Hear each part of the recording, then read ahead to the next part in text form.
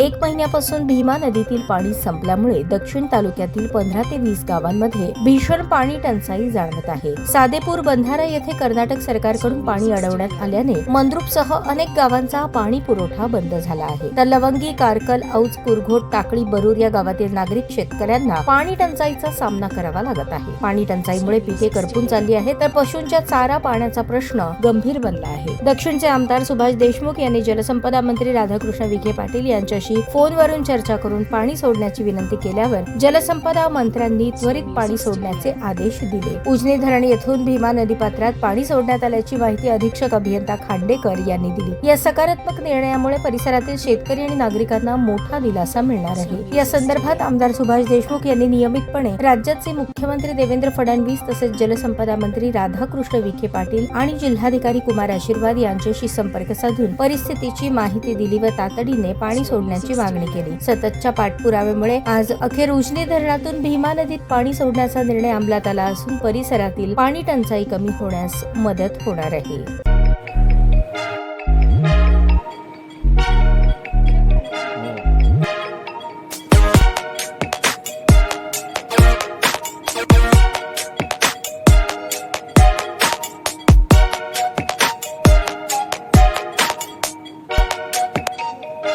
सोलापूर शहरातील सुप्रसिद्ध हॉस्पिटल म्हणजे सेंट्रल मल्टी स्पेशालिटी हॉस्पिटल मागील अनेक वर्षापासून सेवा बजावत आहे। 24 तास इमर्जन्सी सर्व्हिस, मॉडर्न टेक्नॉलॉजी, अनुभवी डॉक्टर्स तसेच अत्याधुनिक तंत्रज्ञान सुविधांनी सुसज्ज स्त्रीरोग प्रसूती विभाग, ऑर्थोपेडिक विभाग, मेडिकल विभाग आणि इतर एकमेव नाव म्हणजे सेंट्रल मल्टी स्पेशालिटी हॉस्पिटल। पत्ता गणेशपेठ शॉपिंग सेंटर, मंगळवार बाजार, सोलापूर।